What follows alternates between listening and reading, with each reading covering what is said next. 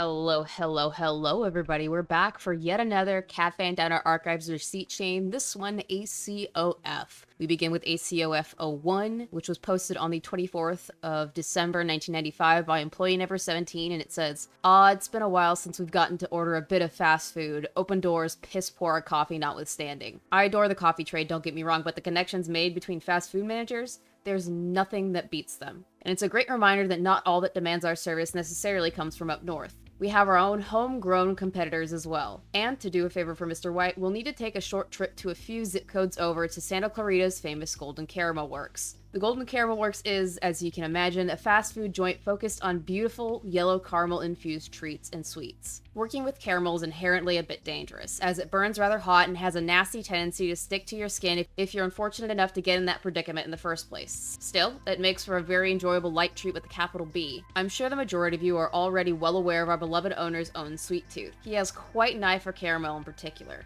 Though I should probably just leave it at that. Now, do you know what every fast food joint needs? An abundance of underpaid and overworked teenagers, of course. I believe it would be beneficial for the newcomers to get their feet wet in the fast food industry, at least a little bit. However, due to 35's unique vision for the coffee trade, she might actually get stolen by the Golden Caramel Works. So, in her place, I believe our other rambunctious high school dropout 53 will more than be able to do the trick. Plus, 53 has some experience flipping burgers, hopefully keeping 44 and 1313 safe in this high-demand environment. Next, we have CACOFO2. It's passcoded, and the hint is the enjoyable light treat of the Golden Caramel Works. Okay, so we have to kind of figure out little bits and pieces of clues that come from both the last receipt chain and from the last receipt we just read. The Golden Caramel Works is known for making a yellow treat that starts with the B. What is it that they promised Mr. White to take care of, and what did that entail? Blight. Blight is the answer. This one was posted on the 25th of December 1995 by 1313, and it says, I didn't know 53 dropped out of high school. I guess I gotta put it together considering he's only 2 years older than us, and he's not still in high school. At this rate, I might need to drop out of school too.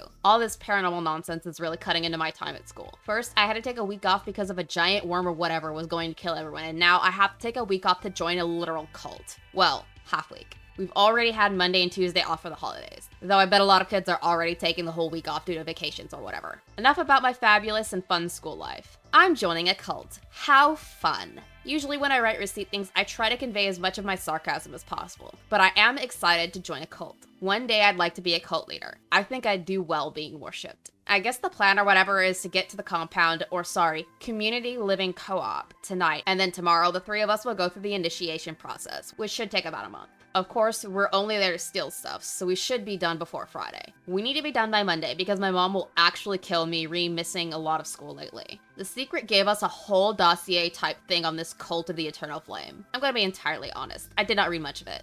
The first, 5 paragraphs are just about all the different names the cult has. Cult of the Yellow Flame, the Cult of the Eternal Flame, Cult of the Undying Flame, Cult of the Wicked Flame, Cult of the Wicked King in Yellow, Cult of the Wicked King of Yellow Fire. Oh my god, please, please, please just decide on one name. I can't imagine this cult gets anything done if they can't decide on a single name to use. I guess their whole deal is that they worship some sort of older elder who also has a paragraph-long list of names. But the main one that was underlined is the Wicked. He's like a guy who gives eldritch powers to humans, but in return inflicts them with some sort of illness or madness or whatever. Wait, does that mean that the owner made a deal with this Wicked guy? Maybe. That's what it sounds like.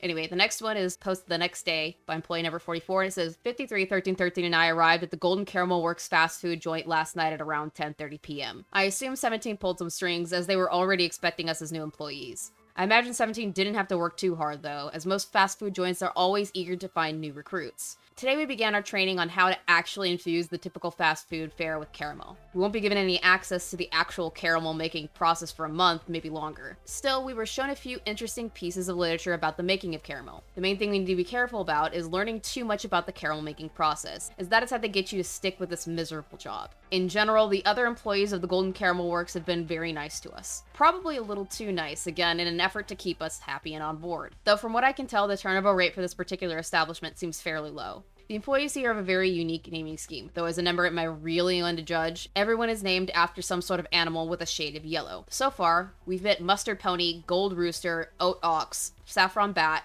Citrine Weasel, and Trombone Ram. As we haven't officially been hired yet, we're all just called Sunrise Sheep. At least they have a sense of humor about it. As for the reason for visiting this establishment, 1313 has been flirting with anyone she can get her claws into for information, while 53 has gone somewhere. I don't know where. He was with us through the whole training process, but the second our training manager, Ox, left, he just gave us both a wink and said something like, "I'm going to see if they have this in a bigger size," referring to his employee uniform. I'm worried that he's going to get himself, or worse, all of us, in some sort of trouble. CACF04 is a cipher passcode. We all know I don't do ciphers, so let's go to the wiki page. How are the members of the Golden Caramel Works named? What is C5H4N402? What word is that derived from, and what's that's adjective form? The second word is an animal. What could BE2 mean then? And no, it's not the same as the method in the first word. No idea.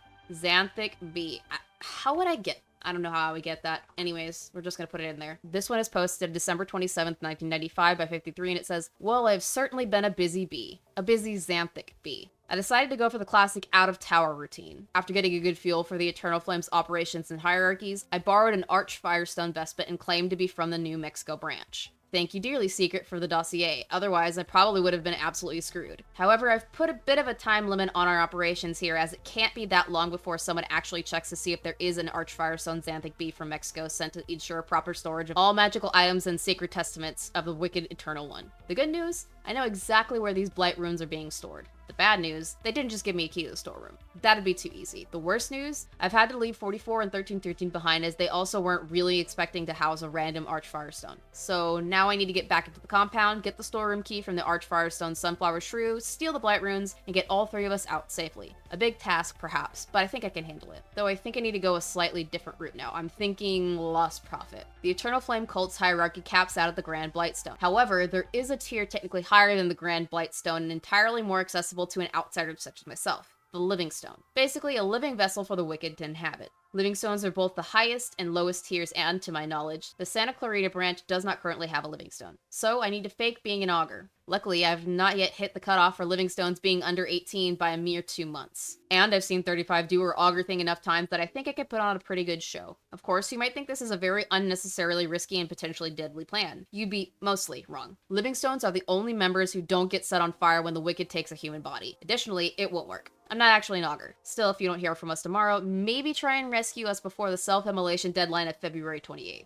Here's ACOF05. The passcode hint is the highest and the lowest. It's from the last receipt. We already know what that is. It's Livingstone. This one was posted on the 28th of December 1995 by employee number 44, which was paid off by 53, 44, and 1313. It says, "That had to be the single worst plan I've ever witnessed. If I ever work with 53 again, we need to set the ground rule that we discuss all plans before making any decisions. The worst part? It all worked out. Just what 53 and 1313 needed, even more swollen heads." So I think you can imagine that the cult almost immediately recognized the mysterious Livingstone left at their door as the Arch Firestone, who was there just less than 24 hours ago. So they took 53 in and immediately tortured him for information. Thankfully, they had the sheep sit in on the torture, probably for some sort of psychological effect to dissuade us from leaving or betraying the cult. It didn't take long before 1313 wanted to partake in the torture. At the time, I didn't think she even had a plan and that she just wanted to smack 53 around for a bit. But of course, I should give her a little more credit. As she was twisting 53's arms, she was actually unlocking his bindings. Once 53 realized he was freed, he broke and was ready to divulge all information, prompting the higher-ups to leave the sheep out in case 53's information was appropriate for our neophyte ears. I'll give you one guess who actually came out of the interrogation room. If you said the Archflame Xanthic Bee, you'd be unfortunately correct. 53 insisted on doing a double jeopardy because they would never expect him to try it again. What makes me mad is that it worked. I assume if we had stuck around for even a few more minutes, all three of us would have been set on fire to appease the wicked or whatever they believe in. I will give 53 a little credit for thinking about stashing a set of fake runes to swap the real ones with. While I doubt that alone will be enough to take the heat off the three strangers who infiltrated the compound, it should at least keep the suspicion off of our true motive. In any case, we have the Blight runes and we're headed home. Hopefully, Mr. White can uphold his end of the bargain. I'm glad they all got out just fine. They're like 3 teenagers. Because they're 3 teenagers going into a cult and completely just washing them. Kind of hilarious and kind of concerning. We'll have to figure out what else transpires next week when we read another receipt chain. So until then, sweet nightmares. I just wanted to take the time to thank my Patreons and channel members. Your support is so appreciated. If you are not a channel member or Patreon and you would like to become one, there's a link in the description below. All channel members and Patreons receive 24 hours early access to all content posted on both of my channels. And all Patreons or channel members of the $10 Hellhound tier can request one horror-related video show or stream topic, or one horror-related game that I play on my live streams on Tuesdays and Thursdays. Again, thank you so much for supporting the channel and the content that I make.